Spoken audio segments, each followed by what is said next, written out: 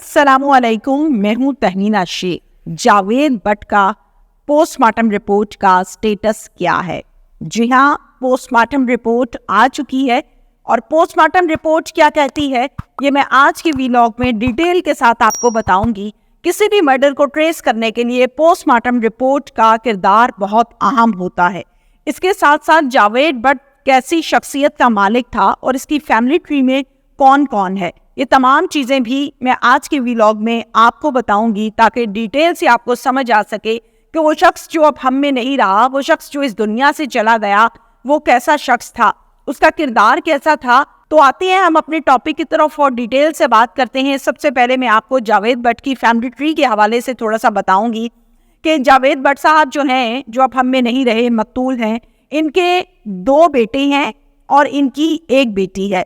दोनों बेटे जो हैं, एक का नाम है हमजा और दूसरे का नाम है हैदर। हमजा जो है वो जावेद बट यानी कि अपने वालिद के केस में मुद्दई मुकदमा बना है। जब ये वक़ूआ पेश आया था तो आपको मालूम होगा कि वो गाड़ी जिसमें जावेद बट बैठे हुए थे, इनके साथ इनकी अहलिया और इनकी बैक पर इनकी बेटी बैठी हुई थी। यानी वो बेटी जो अकलौती बेटी है वो गाड़ी में इनके साथ जा रही थी और जावेद बट जो है वो अपने पोते को लेने स्कूल से वापसी पर जा रहे थे और इनका डायरेक्ट दुश्मनी से किसी किस्म का कोई ताल्लुक, कोई लेन देन नहीं है। अब मैं आपको थोड़ा सा पिछले शजरा नसब के हवाले से बताऊंगी कि तीफी बट जो है उसके 2 बहनोई हैं, यानी तीफी बट की 2 बहनें हैं। दोनों बहनें एक ही घर में ब्याही गई हैं और दोनों भाइयों की, जाहिर है दोनों बहनें एक घर में ब्याही गई हैं। जो तीफी बट हैं उनको अपनी बहनों से लगाव भी बहुत ज़्यादा है और जाहिर है जहाँ बहन का रिश्ता किया जाता है वहाँ इज्जत और एहतराम आम रिश्ते की निस्बत बढ़कर किया जाता है। अच्छा, मैं आपको बताऊं कि ये 2 भाई कौन कौन है। एक का नाम तो जावेद बट है जो कल से हम सुन रहे हैं, ये वो छोटे हैं, रिश्ते में छोटे भाई हैं, और इनका जो बड़ा भाई है उनका नाम है तारिक बट। तारिक बट जो है ये बड़े हैं। अब जावेद बट करते क्या थे ये सब मैं आपको आज के व्लॉग में बताऊंगी कि जावेद बट एक बहुत नामी ग्रामी ताजिर था।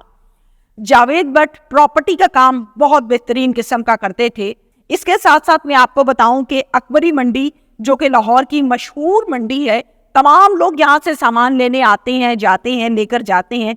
अकबरी मंडी के एक बहुत बड़े ओहदेदार थे। इसके साथ साथ जब हम बात करते हैं ब्रांडथ रोड की तो यहाँ पर भी एक अच्छा बेहतरीन बड़ा ओहदा रखते थे।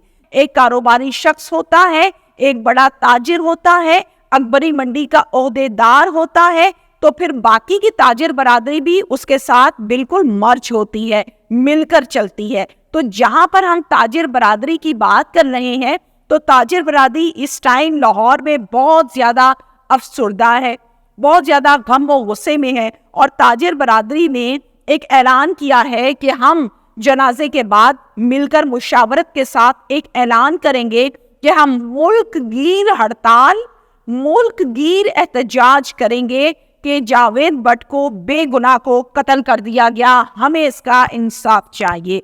ये एहतजाज और ये ऐलान हमारा कितना तवील होता है इसके बारे में आपको बाद में बताया जाएगा। अब कुछ लोग मुझसे सवाल ये कर रहे हैं और कमेंट सेक्शन में भी पूछ रहे हैं कि तीफी बट अब वापस आएगा या नहीं आएगा, और क्या वो जनाजा पर और इस अपने बहनोई की डेथ पर नहीं आएगा। तो अभी तक की तो इतलात ये है कि वो बिल्कुल भी नहीं आए। ना हमने उनकी तरफ से किसी किस्म का कोई वीडियो बयान सुना, ना कोई अफसोस का इजहार सुना। अलबत्ता वो आगे आते हैं या नहीं आते ये मैं आपको टाइम टू टाइम बताऊंगी कि क्या सूरत हाल है, क्या अपडेट्स है। अभी तक का तो जवाब ये है कि ना कोई उनका राब्ता, ना कोई वीडियो मैसेज और ना कोई बात हुई है। इसके साथ साथ मैं आपको अब उस पोस्टमार्टम रिपोर्ट की तरफ आऊंगी और उसकी डिटेल्स बताऊंगी। पोस्टमार्टम रिपोर्ट जो है जनाब वो आ चुकी है। पोस्टमार्टम रिपोर्ट के मुताबिक 5 गोलियां जावेद बट को मारी गई हैं, जिससे उसके सीने को छलनी किया गया, लहू लहान किया गया। और ये गोलियां कहाँ से लगी? ये गोलियां जावेद बट को राइट साइड से लगी हैं और इनकी मौके पर डेथ हो गई है। पोस्टमार्टम रिपोर्ट में क्लियरली तौर पर यह लिखा गया है कि जावेद बट की मौत की वजह जो है वो ये 5 गोलियां हैं। ओके, अब थोड़ा सा हम आगे चलते। आपको पता है कि फोरेंसिक होती है, जो फायर लगता है ना बॉडी के ऊपर किसी भी इंसान को मारने के लिए, उस फायर को देखा जाता है कि ये कितनी दूर से लगा है। वो बारूद चेक किया जाता है कि कौन सी पिस्टल और कौन सी गोली इस्तेमाल की गई है। उन गोलियों के खौल इकट्ठे किए जाते हैं और चेक किया जाता है कि ये खौल किस पिस्टल के हैं। ये तमाम बड़ी इम्पॉर्टेंट चीज़ें हैं जिससे मालूम होता है आगे चलकर, अल्लाह करे कि ये शूटर्स जो हैं वो ट्रेस हो जाएं, और जब ये शूटर्स ट्रेस होंगे तो बाकायदा उनके भी प्रिंट्स लिए जाएंगे कि जो पिस्टल, जो हथियार इस मर्डर में इस्तेमाल हुआ, क्या वो थंब प्रिंट उस पिस्टल के ऊपर जो लगे थे वो इन्हीं शूटर्स के हैं या नहीं। इनसे चीज़ें क्लियरली तौर पर सामने आती हैं। इसके साथ साथ जब हम बात करते हैं उस मोहब्बत के हवाले से, उस कुर्बत के आलम के हवाले से जो कि तीफी भट्ट का जावेद भट्ट के साथ था, मैं डिटेल के साथ इस पर आपसे बात करूंगी कि इनकी आपस में मोहब्बत बेतहाशा थी, अटैचमेंट बेतहाशा थी, और ये कहा जाता था कि जावेद भट्ट के अंदर तीफी भट्ट की जान है और तीफी भट्ट के अंदर जावेद भट्ट की जान है, यानी इनकी अटैचमेंट बहुत ज़्यादा थी। इसके साथ साथ मैं क्लियरली तौर पर आज के व्लॉग में ध्यान से मेरी बात सुने, ये मैसेज दूंगी कि जावेद भट्ट को शूटर्स के जरिए कत्ल करवाने का मकसद डायरेक्टली तीफी भट्ट को ये मैसेज देना है कि होश कर। ये बहुत बड़ा स्टेप होता है। इसके साथ साथ जब हम बात कर रहे हैं मोहब्बत की, कुर्बत की, तो कुर्बत का आलम ये था कि लोग तीफी भट्ट को अपनी शादियों में बुलाया करते थे, और जहाँ पर वो जा सकते थे वो जाते थे, जहाँ वो नहीं जा सकते थे वो कहते थे अपने बहनोई जावेद भट्ट को कि तुम मेरी जगह पे चले जाओ ताकि मेरा मुंह भी रह जाए, और इस कदर इन पर एतमाद करते थे। यानी अटैचमेंट मैं आपको बता रही हूँ कि किस कदर अटैचमेंट थी। इसके साथ साथ मैं आप लोगों को ये भी बताऊं कि मैंने इससे पहले कभी भी किसी भी दुश्मनी में, जितना मैं जानती हूँ, जितना मैंने स्टडी किया इन केसेस को, खवातीन को मैंने नहीं देखा कि दुश्मनदार कभी निशाना बनाएं। कभी आपने सुना कि किसी की बीवी को कत्ल कर दिया, बहन को कत्ल कर दिया? हमेशा यही सुना कि फलाने सरबराह को मार दिया, गद्दी वाले को मार दिया, फलाना नया सर उठा रहा था बंदा, उसको कत्ल कर दिया दुश्मनदारी में। लेकिन इसमें तो हमने देखा है कि बीवी को भी निशाना बनाया गया। उनकी बाजू पे आपको पता है कि गोलियां लगी और वो छू कर टच होके आर पार हो गई हैं। अल्लाह ताला ने उनको खुशकिस्मती से बचा लिया है, वो बच गई हैं। ज़ाहिर है तकलीफ के आलम में है इस टाइम, एक तरफ शौहर, दूसरी तरफ अपनी तकलीफ। तो खवातीन को कभी निशाना नहीं बनाया गया, ये फर्स्ट टाइम हुआ हिस्ट्री में।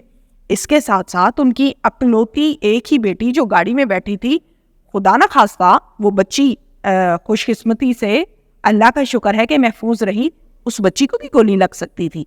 तो ये बड़ा गलत हुआ जो मामला हुआ, ऐसा बिल्कुल नहीं होना चाहिए। मैं टोटली इसके खिलाफ हूँ कि खवातीन को दुश्मनी की भीड़ लाहौर की ऐसी सड़क पर जो चलती बहुत है, जहाँ कैमरास लगे, सरेआम आते हैं, दिन दिहाड़े धड़ धड़ फायर किया, वो गए। लाहौर है भाई, कोई नोगो एरिया थोड़ी है, ये तो कच्चा बना दिया आपने। इसके साथ साथ मैं लास्ट में एक ही बात करूंगी। हमने पुलिस की जानिब से ये सुना था कि शूटर्स का सफाया कर दिया गया है लाहौर में।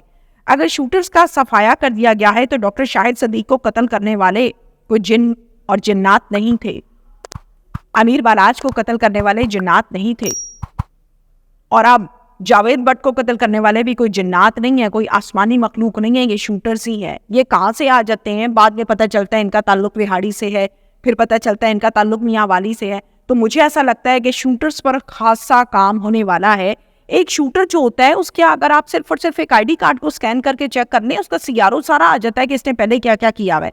तो इसका मतलब ये है कि प्रॉपर तरीके से नापों पर आईडी कार्ड को चेक नहीं किया जाता, जो पता नहीं चलता कि कहाँ को जा रहे हैं और कहाँ से आ रहे हैं। ना बाइक्स की नंबर प्लेट्स लगी होती हैं जहाँ से भी पता चल सकता है। तो इस पर काम करने की अशद ज़रूरत है। Thank you.